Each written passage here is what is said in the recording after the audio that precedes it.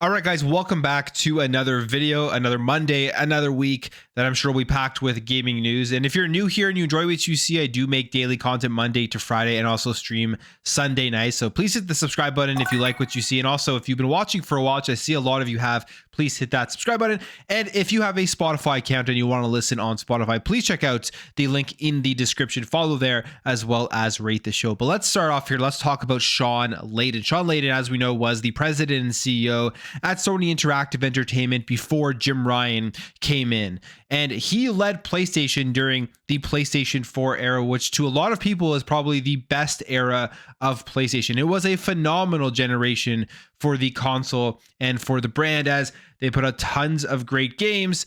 They sold 100,000 plus units of the PlayStation 4, and they just really took that next step as kind of separating themselves from Xbox, where Xbox kind of fell behind and Xbox has had to play catch up ever since that. And we've heard all of the quotes from Phil Spencer saying that losing that generation was the worst generation to lose because it was the first generation that really had people locking in their digital catalogs that they were going to want to take over going forward whenever a new console did come out. So PS4 was huge for PlayStation, and Shawn Layden was at the head to lead them. And now Shawn Layden is working as a consultant with Tencent and ReadyGG, advising these companies on what he believes the industry isn't doing enough of yet, which is trying to appeal to the non-console people. Which, if you have been listening to anything that Phil Spencer has been talking about over the last number of years, Shawn Layden here is kind of reiterating that. And it is interesting to see because there's been a lot of naysayers about what Phil Spencer has been doing at Xbox. But I think at the end of the day, all of these big top executives look at the numbers and look how the gaming industry has been expanding, and they realize that they can't just continuously be doing the same thing over and over again, or they will be stagnant. And Shawn Layden weighs in on this, talking about the games industry, saying, when your costs for a game exceed 200 million, exclusivity is your Achilles heel. It reduces your addressable market, particularly when you're in the world of live service gaming or free to play. Another platform is just another way of opening the funnel, getting more people in. And the timing of this quote is actually kind of perfect as to everything that is happening within the gaming industry. We're seeing a lot of these major companies having to pivot and open up their ecosystems. I mean, specifically, we have Xbox, who just put their games on PlayStation 5 and Nintendo Switch, or at least the 4 games that they did announce. You have PlayStation, who's doing a major pivot, putting a ton of games onto PC. We're going to see a lot more of that going forward. So you can see that these major companies, Xbox and PlayStation, have realized that they need to reach as many people as possible. And this is something that Phil Spencer has literally been saying now for many years, since the beginning of this generation, and even maybe even before this generation started. And a lot of people have said that he was wrong, or he was just kind of trying to lead people into thinking things were going to occur so they wouldn't feel so angry when they did happen. But Phil Spencer obviously has seen the writing on the wall. He has seen the numbers out there. And I think for him, looking at that, he knows for Xbox to be able to survive and thrive going forward, they need to just get more people in front of their ecosystem and more games in front of them, no matter where they are playing. And Shawn Layden essentially is agreeing here. He goes on here to say as well, in a free-to-play world, as we know, 95% of those people will never spend a nickel. The business is all about conversion. You have to improve your odds by cracking the funnel open. Helldivers 2 has shown that PlayStation coming out on PC at the same time, so releasing games obviously day and date, PC and PlayStation. He says, again, you get that funnel wider, you get more people in. He says single-player games aren't facing the same pressure to release on multiple platforms, but if you're spending 250 million, you want to be able to sell as many people as possible, even if it's just 10% more. And I mean, this is exactly what we are seeing. Over $200 million budgets for a lot of these major first-party games, specifically on the PlayStation side of things. We saw the Insomniac leak, which with Spider-Man 2, it was over 300 million, which is absolutely insane.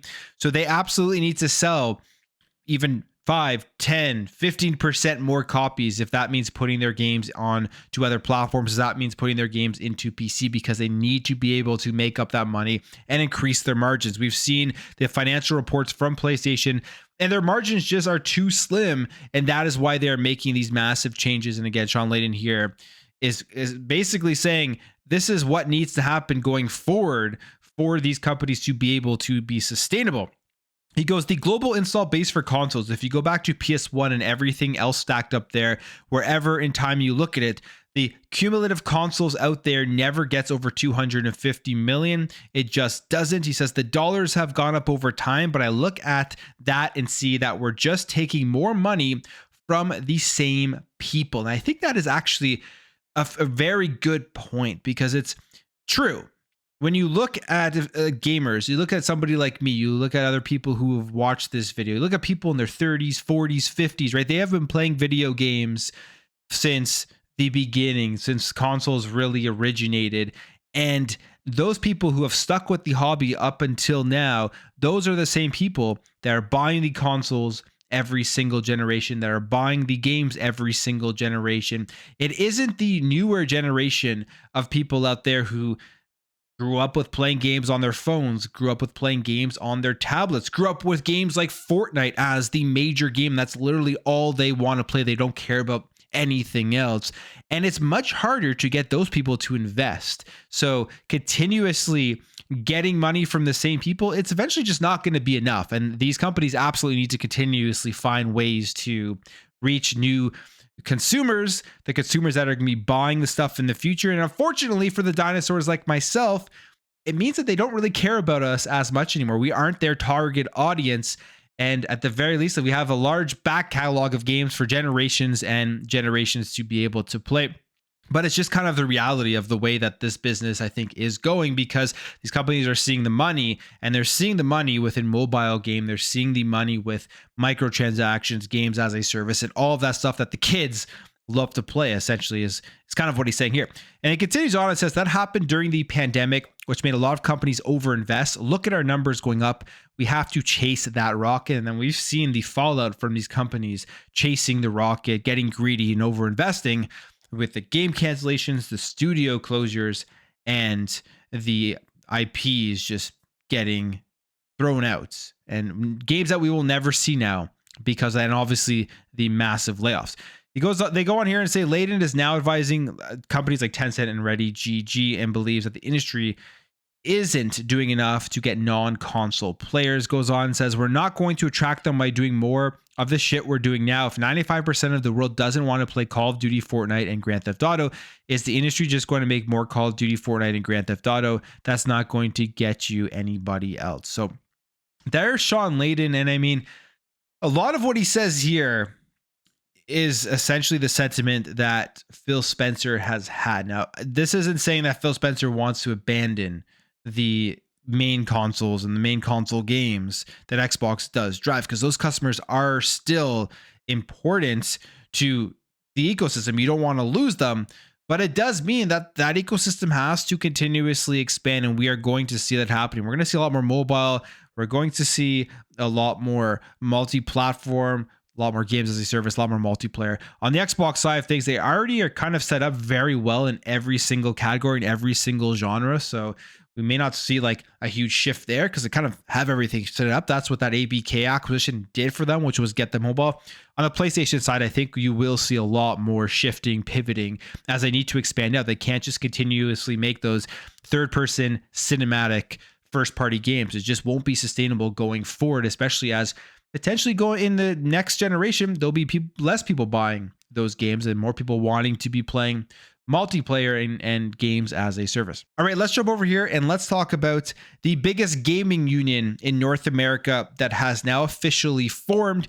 This comes via Activision employees. Around 600 quality assurance employees at Microsoft's gaming's Activision division has unionized.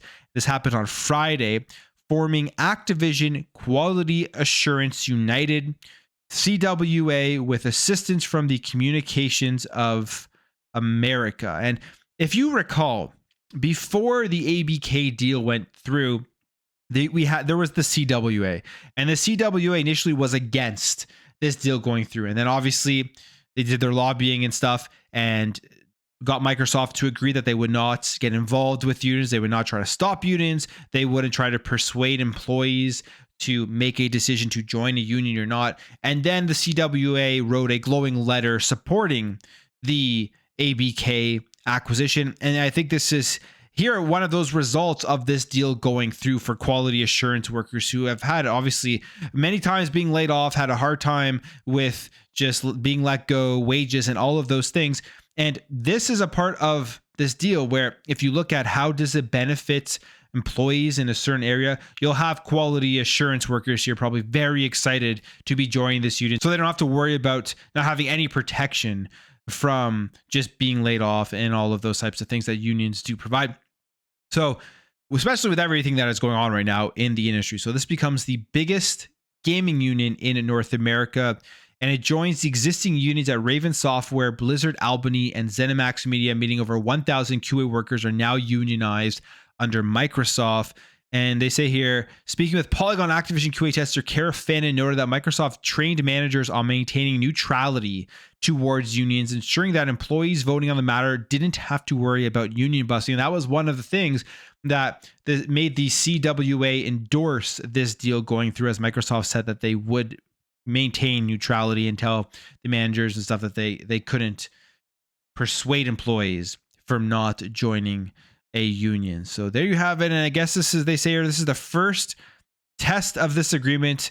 Came in 2023 when over 300 quality assurance testers at Bethesda Softworks parent company ZeniMax Media formed the ZeniMax Workers United. So we may see more. We may see more unions here forming via this ABK deal, but for quality assurance workers, they have now joined the biggest gaming union in North America. All right, let's talk here about another emulator that is being shut down based off of Nintendo and everything that went down, I guess, with Yuzu, even though this is probably just like a byproduct of it. But it is another emulator that is being shut down, and it is Pizza Emulators, which made Game Boy Advance and Game Boy Color emulators on Android. It is being pulled here from the App Store and from the Google Play Store. There was a message on Discord from the developer David Berra writing that the emulator has been shut down. Here's what he says. Dear friends and supporters, after 7 incredible years of development and adventures with my apps, I have made the difficult decision to remove them permanently from the Play Store. My family comes first, and for this reason, I have chosen to prioritize my family over the development of my apps. I want to thank each and every one of you for your incredible support over the years. Your words of encouragement, feedback, and constant support have been a source of inspiration for me and my work. Thank you again for everything. You have been fantastic. So it doesn't mention anything about Nintendo and Yuzu. Mentions his family. So, I mean, that's admirable. Obviously, family is far more important than developing an app for an emulator. However, it does kind of start to make you think, how much did the Yuzu lawsuit, the settlement, and then them having to completely shut down, how much did this scare certain emulators out there and the developers behind them? I mean, will we see more of this? I know that Nintendo Switch emulators popped up right after the Yuzu one got shut down, and they're still to be foreseen if Nintendo's going to try to go over and get those shut down. But I mean, Nintendo is notorious for doing that stuff. But how much will this settlement kind of scare off other people from wanting to get involved in emulators, create emulators, and potentially fall under the wrath of Nintendo if they do see them and do see them as a threat to the Nintendo business? But unfortunately, pizza emulators are now off of Android and the App Store. Okay, let's talk Deviation Games. I mean, this has been a crazy year so far in the industry with all the studios shutting down and all the layoffs.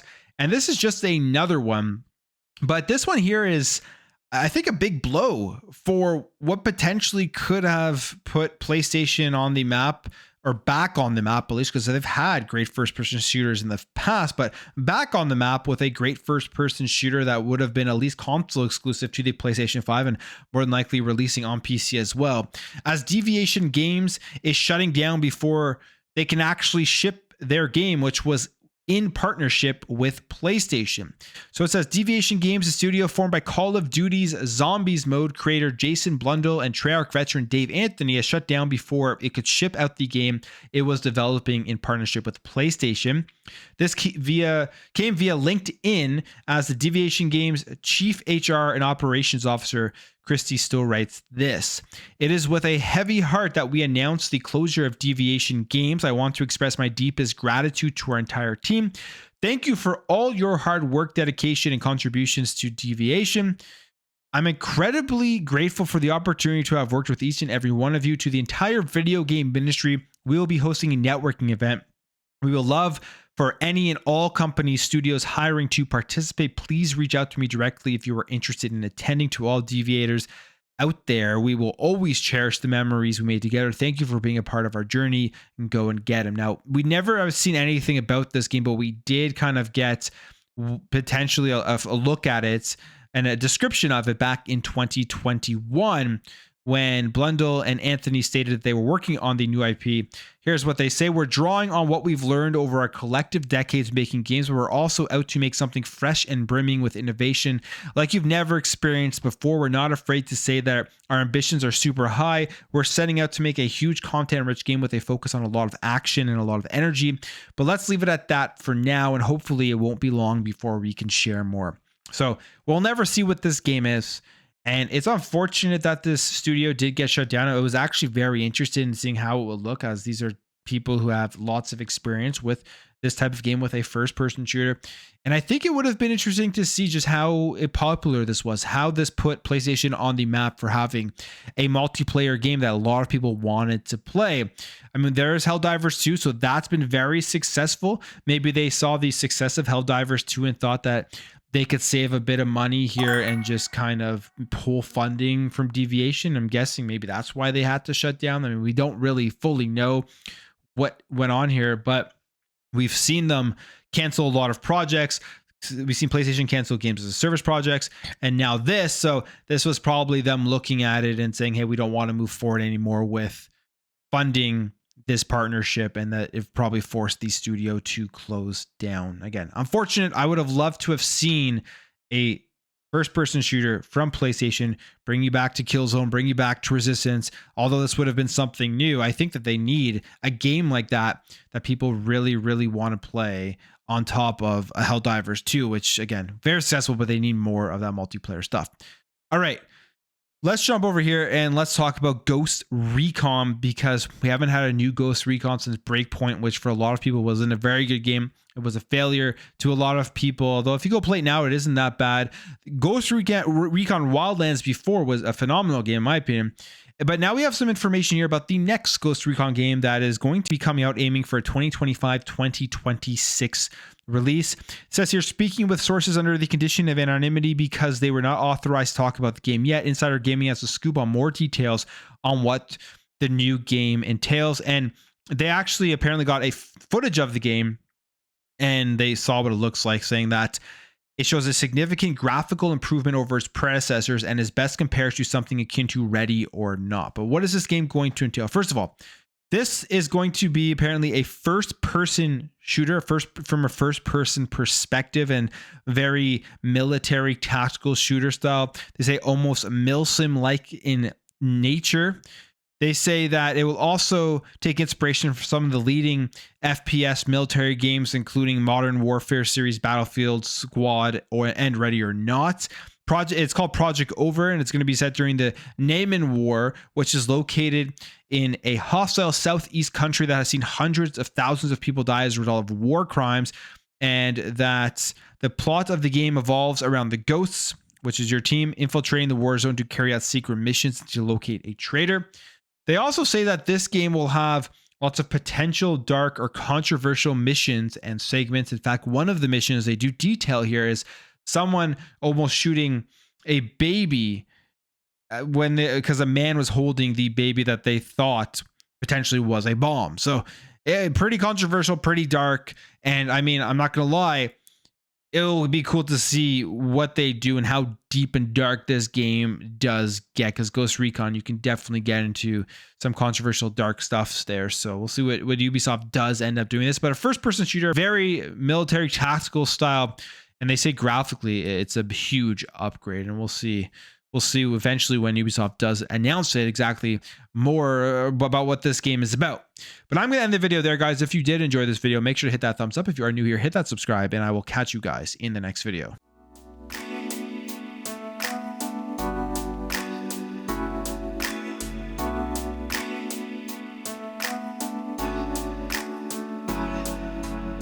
We'll be right back.